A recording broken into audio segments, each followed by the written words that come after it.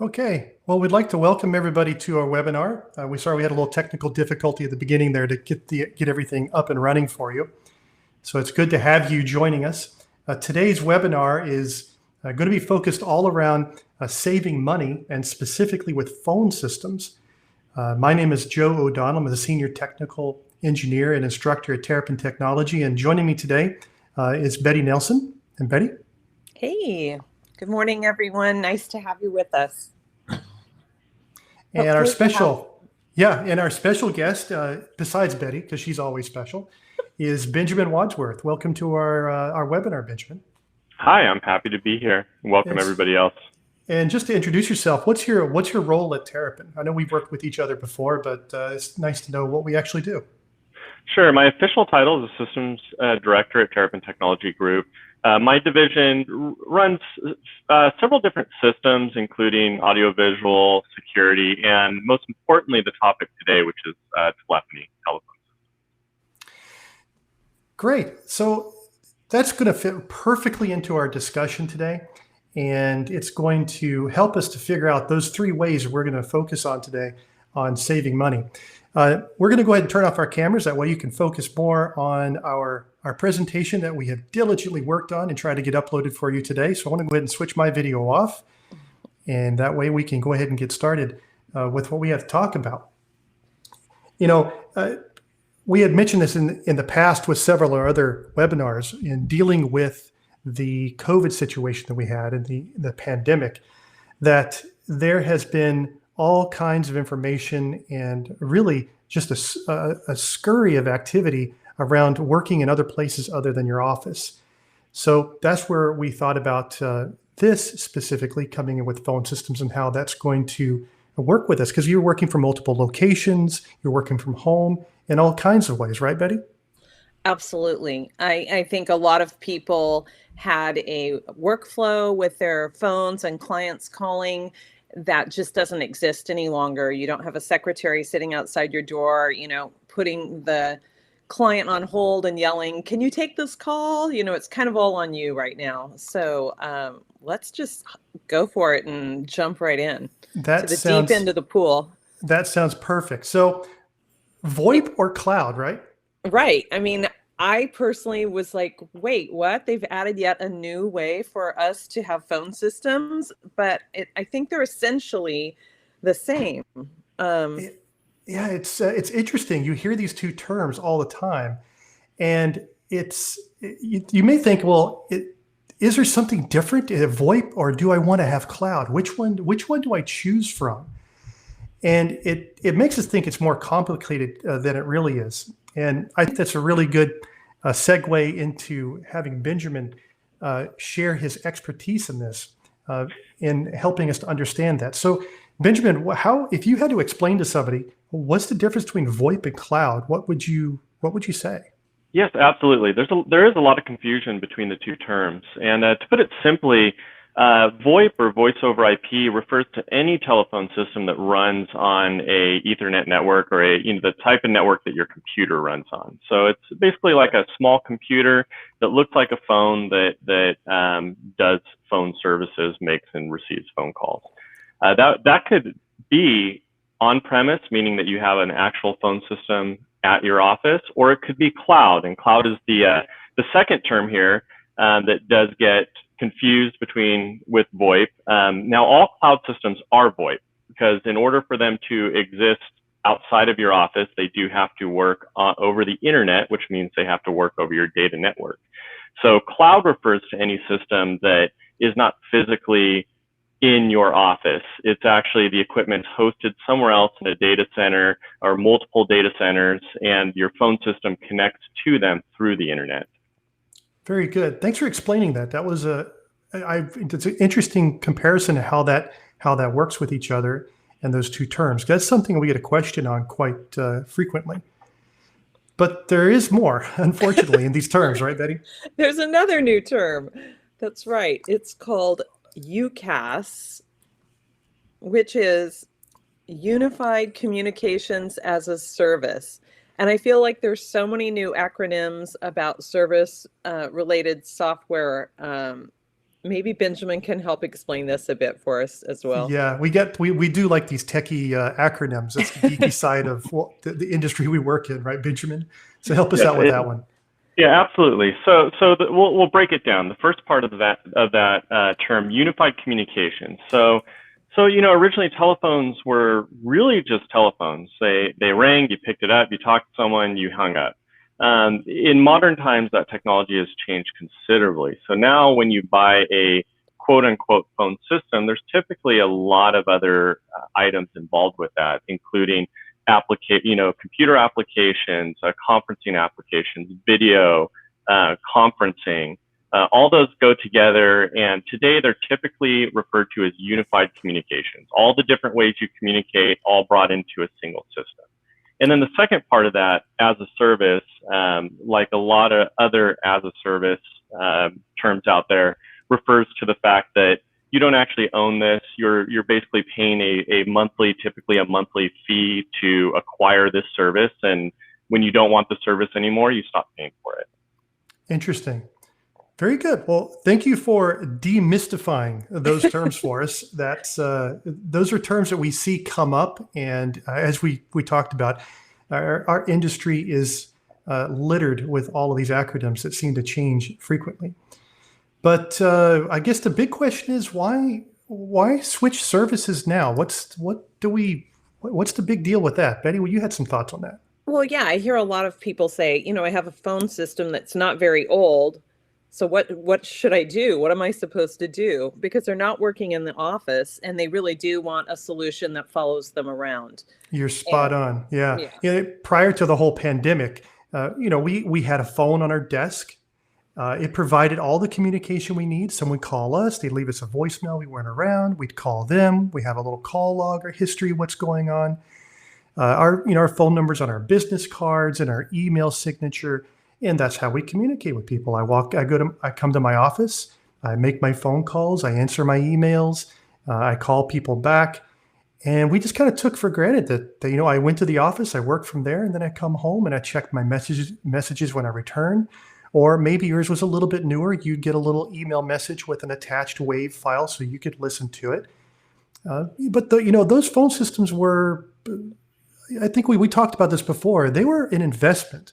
That they weren't cheap. And so you have this system that you installed in the wall in the back closet of your office, and it was there. You got some type of maintenance agreement with it. You had to upkeep.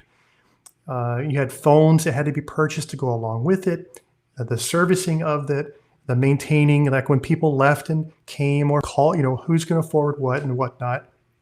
But all of that kind of changed. But now, obviously, because of the situation we're in. But phone systems before, Benjamin, how long do people, with those typical on-premises phone systems, how long do people usually hang on to those systems that you've seen? Yes, you're absolutely right that many people did consider their phone system an investment, similar to buying a server or other hardware to run their business. I've seen phone systems that are 10, 15 years old. So many old phone systems still out there. I see a lot of Nortel systems from Nortel is a company went bankrupt back in 2002, I believe, and they're still out there working. If that gives you some idea about how long people do hold on to these. Wow. Sure. So what started changing where people started thinking about obviously the pandemic, but what other things were happening where people were thinking about maybe I need to modernize my phone system. And, based on their prior experience on the expense of it, what were their feelings on it? Yeah, absolutely. So obviously technology changes over the years. And as we mentioned, phone systems have migrated from being just a phone system to a unified communication platform that gives you a lot of features beyond just a phone system. So in that regards, modern phone systems provide a lot more than just a phone. They provide a lot more mobility. They allow you to, as you mentioned, in these days, work out of the office much easier. You don't have to rely on your cell phone as much with newer phone systems. You get a lot more features that you didn't have in just a plain old fashioned telephone system. And on top of that, when we talk about as a service part, there is an advantage there in that, you don't own the system, you're leasing the system, but in one regards, you don't have a large upfront cost. You have a cost that you can budget for on a monthly basis. And from that point, if you decide you really don't like the phone system 3 years from now, it's pretty easy to replace it at that point. Interesting. Good to So know. this kind of comes along with our very first point on how to save money when it comes to phone systems. And that is analyze your phone system. Know what you have, what you need. Wouldn't you agree, Benjamin, is getting to know specifically what your needs are, what you have versus and what you're paying with what you could be using and could be paying? Yeah, absolutely. So that's one of the most important things when looking at your phone system is to sit down and truly figure out how you're using the system, what features you actually need, what things could help productivity, or what things can smooth out your daily workflow. Very good. And that kind of takes us to our next question, is all about the cloud system in itself, right, Betty? Right. So it sounds great. It sounds so flexible, and it sounds like you can have connectivity from just about anywhere you can get online. But there has to be, I know we have some clients at Terrapin that have chosen to go with a traditional phone system. Benjamin, what are some of the reasons that a wired system would be a best bet for certain clients? Yeah, absolutely. So I would say for a vast majority of people out there, cloud phone systems are a very good choice. There are certain instances where a more traditional on-site phone system is a better choice. And really that comes down to reliability. Not that cloud phone systems are unreliable. They're actually very reliable these days, especially because people have more and more bandwidth available to them at their offices to the internet.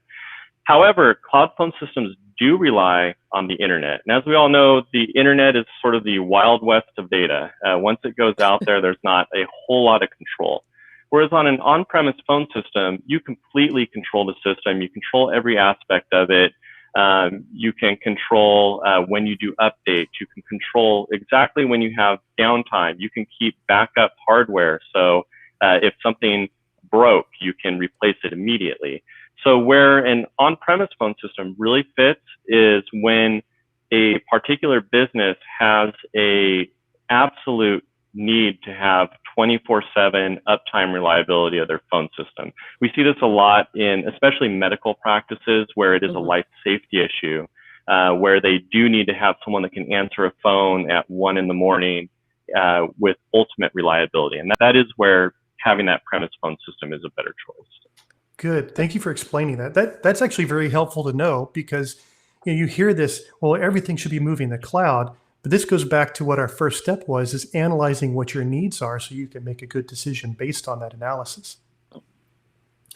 So I guess the next thing we need to talk about then is how could you save money by moving to a new phone system? And that's a really good question. So we discussed this with Benjamin and in rolling through all the different options and things and how you could save money and moving to something new. And here are some of the things that we came up with in our list on how to save some money when moving to a new phone system. Here's the first one. How does this help us, Betty? Yeah, virtual reception, which, I never really thought about until a receptionist. I always worked at a law firm that had a receptionist. That person did multiple tasks, but for sure, that person greeted us when we walked into the office, greeted our vendors, our clients, managed who was in what conference room, all that kind of stuff. We don't think it's a good idea to get rid of the person in that role. We just think they could be doing so much more than just answering the phone and greeting guests when they come in. Benjamin, I know you've set up a number of clients with virtual receptionists. Why did they go with that approach? What was the motivation behind it? Yes, you're absolutely right. I think historically offices had a dedicated receptionist who answered the phones and greeted people when they walked into the office. More and more, I see offices that don't want to have that dedicated role. They want to have, who would traditionally be a receptionist doing administrative duties or secretarial duties. That there's a great financial benefit to that you don't have someone whose sole role is to greet people. They're also doing other work. So the idea behind the virtual reception and why a lot of offices have opted to deploy a system like this is that you really don't need a receptionist in your lobby anymore. Instead, you put a touch screen that has the various parties in your office. When someone walks in, they can see their picture, choose who they want to speak to, click on that picture, pops up and lets them dial out to either that person or the particular person's secretary, and just smooths the entire whole flow of people flowing into the office without actually needing to have a dedicated receptionist. Very interesting. I know you've done this for several. It's more than several, a number of different clients. We made a screenshot of one that we had as a template for our Terrapin group. Thank you, Benjamin, and for at least using our updated professional photographs for that, and Betty for editing to make us all look nice. I conveniently kept myself out of it. So that's great. That's a great idea. Again, you're make better use of firm resources with more modern technology. Great. All right. Well, that's our next option is voice messaging options. Now, if someone leaves a voicemail for you, newer phone services will typically display the message on your computer or a mobile app. Maybe you receive an attachment in an email. It's like a WAV, a wave file or sound file that you can listen to. And some services will even transcribe the message and then email it to you so you can see the transcription. Betty, I think you had mentioned that this is something that a lot of times secretaries did for attorneys when you worked in the law field. It's true. And it was a lot of work. Secretaries, I'm sorry, but they hated it. They complained about it because when someone's leaving a voicemail, they're not assuming someone's going to transcribe it. They don't, they often, talk quickly and say words that are familiar to the attorney, but not the secretary. And it was burdensome. So I love this new change. Again, freeing up your support staff to do more meaningful work than transcribing voicemail messages. Yeah. So this is an example of an email that Joe received. Not only does he receive the WAV file, so if he double clicks that, he can play that voicemail message, hear the client's voice on their computer, or in this instance, it also transcribed the message. And where the second blue arrow is, it's showing you the content of the message. It's shocking how accurate these automated transcription services have become. But this way you have both. So you can save this into your document management system, into your client file. If you don't use a document management system, it's just such a better way to keep track of all this information. Yeah. And I just have to say, when I moved to Maine, I did temporarily work in a small law office. They were still using the pink while you were out pads. It was like taking a step back 30 years. Did the attorneys happen to have a pager that when you called? I was waiting for that, I swear. You got a messaging service to leave a message? I remember those. Yep. Well, that's great. So this makes it easy to be able to follow up with different, with people, whether you're in or out of the office, and follow up on those things. And you mentioned about the transcription being in your document management system. Obviously, that makes it searchable. So even more power there when it comes to that. But that's not all. Conferencing services. There's a lot to talk about here. Betty, you have a lot on this one. Of course, back in the day as a legal secretary, setting up a conference call was an event in and of itself. You had to get everybody, get the information to them. You have to get everyone gathered in a conference room around the Polycom phone. About 1 out of every 12 people knew how to use the Polycom phone. The laminated instructions were 5 years old, and everyone's leaning across a table to make sure they could be heard. It was just not that great. So things have really, really changed in that regard. Benjamin, why don't you tell us about some of the more modern features of conference calling? Yes, absolutely. So Pretty much all of your higher end cloud phone systems offer quite a few different ways to conference. Of course, you have your traditional what's called ad hoc conferencing, which most people refer to as three-party conferencing, where if you're on a phone call with one person, you can put them on hold and have another person jump in on the phone call. Today, that usually is limited to 8 or more people, so it's not really three-party conferencing. Beyond that, you have conference bridges. Almost all of these cloud services include individual conference bridges for each user, meaning that you send out a dial-in phone number and a participant code to users, and you can all call into this conference bridge and meet up at the same time. Even beyond that, a lot of these cloud phone systems offer video conferencing, similar to Zoom and web share, and typically all the features you would expect on modern platforms. Yeah, I was reading today. I know this is something we didn't talk about specifically, but I was reading about how you can set up a Microsoft Teams room in a conference room and be able to schedule things through Microsoft Office that way as well. So lots of options to be able to collaborate and work together that way, with all integrated in with your phone system. I know for a lot of our clients that are legal, again, this is just something I thought of, is being able to hold depositions where you could have a controlled environment between you and your client, having a meeting with the opposing party or via a court call or something like that, in, again, a safe and enclosed environment that you can control. Very interesting. That's true. And this is not directly related to phones, but it's a new feature in Microsoft Teams, and I want to mention it. There is now the ability to have closed captioning during your Microsoft Teams meeting. And if you're recording it, the closed captioning stays with the recording. And again, it's so accurate. It's just mind-blowing. So we've used that, and it's another cool way that you can have a call with video and closed captioning and save that. Yeah, Maybe and many of these with will, an expert or something like that. I can see where there right. are certain uses. Yeah. And these will integrate with your phone system, so you can use them in tandem with each other. Yep. But again, that's not all. Where I feel like commercial. But wait, when we say there's these more. features. There is the mobility features, and this is where it gets real interesting, because we're working out of the office, and obviously being in the office, having a traditional phone system, there's not really much that's going to happen, because you're getting your calls, you're making calls, getting your voicemails.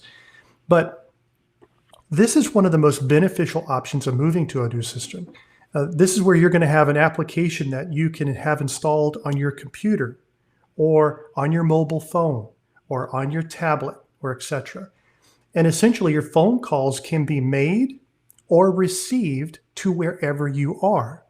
Maybe it might be a feature where it does like a find me, follow me thing. It's going to try different phones, either in order or all at one time.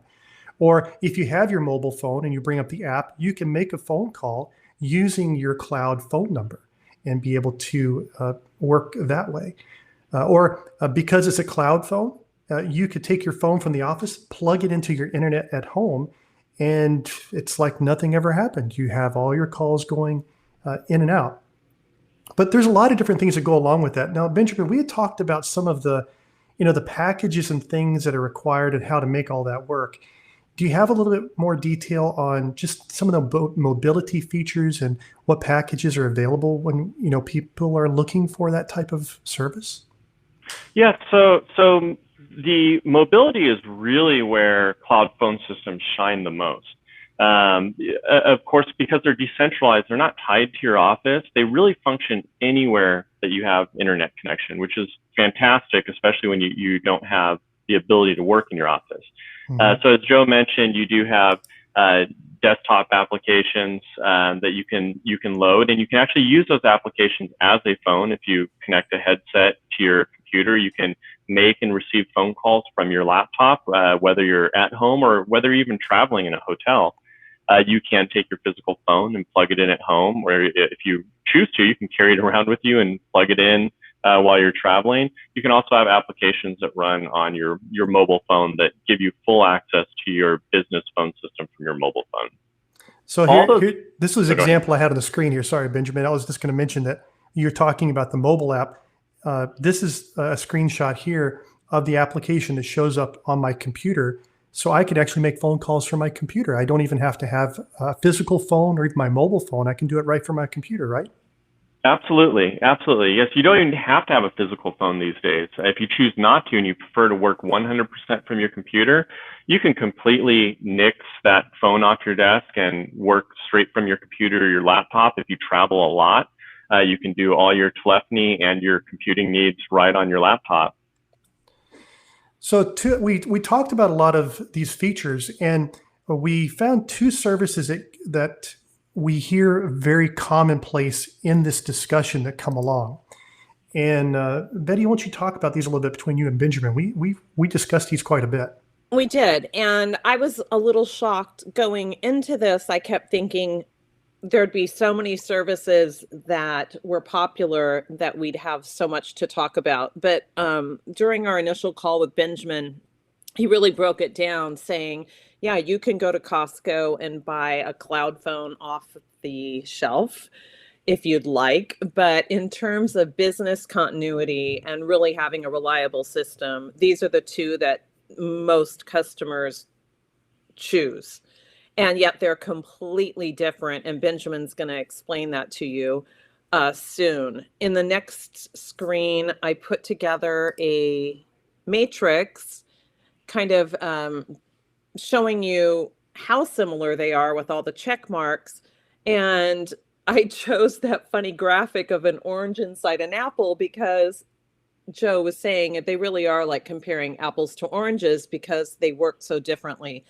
Benjamin, can you explain why RingCentral is so different than Mitel? Yeah, absolutely. So I'll start off by saying there are a lot of cloud phone providers out there, as Betty mentioned, and there's new ones popping up yearly. So really, we tried a lot of these, and I settled on these two as really being good choices for our clients. RingCentral, I'll start out by going over RingCentral and what it has to offer. RingCentral is one of the largest and oldest cloud providers out there. They've been around a long time. They have probably the largest market share out there. They put a lot of money in to develop their product and their platform. Where RingCentral really shines is in a couple places. One being value. So for the same price, if you're paying the same price for Mitel versus RingCentral or RingCentral versus a lot of other cloud applications out there, you get a lot for what you're paying for. You get a larger conference bridges, you get voice transcription, you get faxing, all that's included in the typical RingCentral package. Where RingCentral really shines is in its desktop application. Its desktop application is, it's a unified platform, very similar to Teams, where you can open the application, you can make and receive phone calls, you can send text messages and faxes, and everything's all there in one application. It's very simple and easy to use. RingCentral itself does not engineer or manufacture telephones. So they use third-party phones, typically from Polycom or Cisco or Yealink. Those phones you could purchase or you can rent them from them. That's your choice. There's a broad variety of phones.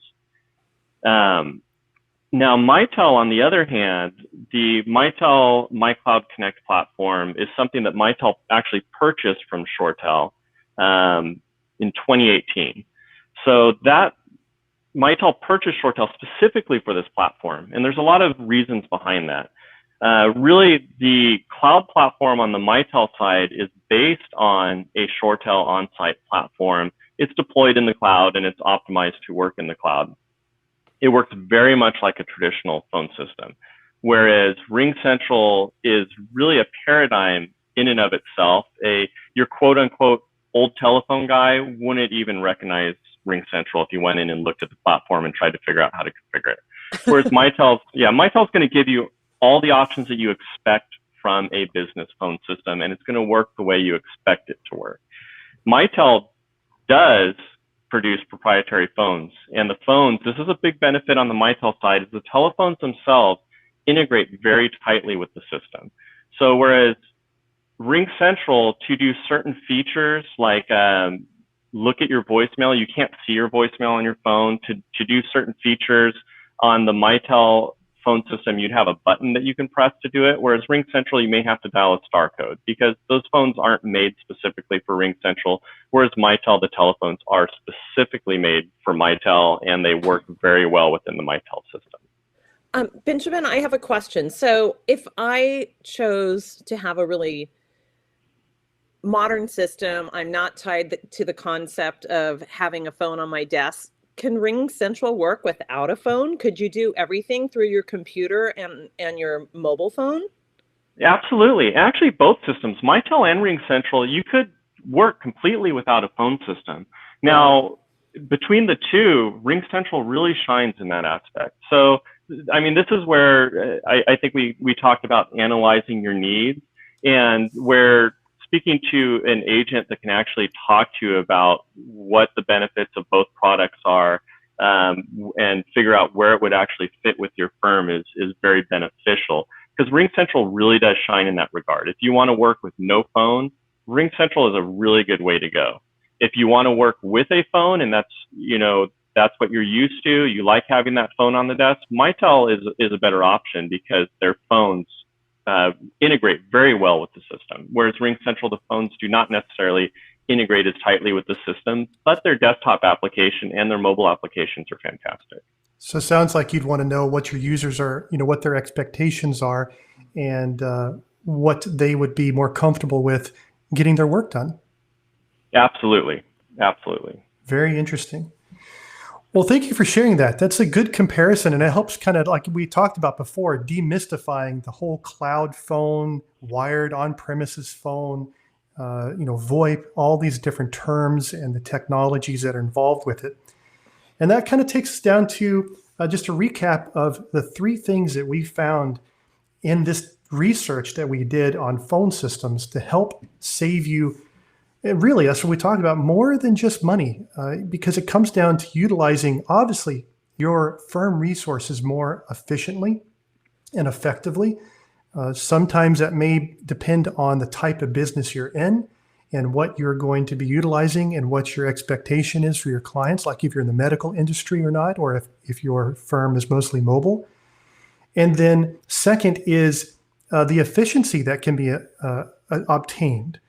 Because you are now able to do more things without having to send someone to the office to forward the phones or check voicemails or transcribe them for you. There's a lot of things that improve in these more modern systems, right, Betty? I think there's a real time savings when you have a modern system with this continuity that allows you to work from multiple locations. There's no doubt about it. Right. Now, obviously, the big thing to walk away from is you should talk to somebody, because there is no flow chart that says, you know, if this, then yes or no, and you've got the correct system. As Benjamin mentioned, having a consultation with somebody to go over the features and help you weigh what your users are expecting, what features you need, which ones you want, and the cost balance between them comes down to the third part is the cost savings over your current system and how that can save you money. In leasing the phones, upgrading them, having mobility and things of that nature. Right. But with talking with somebody. And I wanted Benjamin to jump in here briefly. I know we've gone over our time slightly, and I'm sorry about that. But Benjamin, there is a real financial incentive for people that go to a Mitel system if they're coming from certain legacy systems. Can you just explain a little about that? Yes, yeah, I apologize. I didn't touch on that when we discussed the Mitel phone system. So Mitel, as I mentioned, purchased ShoreTel in 2018. They also purchased Toshiba. So they do have a big push to get all of the people that are on these legacy platforms onto a modern platform. So there are very deep financial incentives for anybody that's on legacy ShoreTel, even legacy Mitel product and Toshiba product, to move to their cloud system.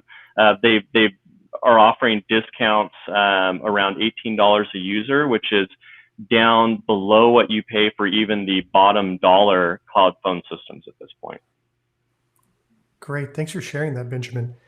So good incentives then, that obviously moving to a phone system would really save you money in one, getting off a legacy system. Because we've come across many times where people are like, hey, do you guys know anybody who can service this phone system? The vendor who sold it to us, that was 20 years ago. We can't Right. find anybody that that services that anymore. Right, Benjamin? That happens frequently. It does, yes. So a lot of old phone systems, as I mentioned, Nortel's still around, but they went bankrupt more than a decade ago. They're getting to the point where you can't buy parts for them, and you can't find people to even service them. Most modern phone providers or integrators like us don't even do traditional digital or analog phone systems anymore.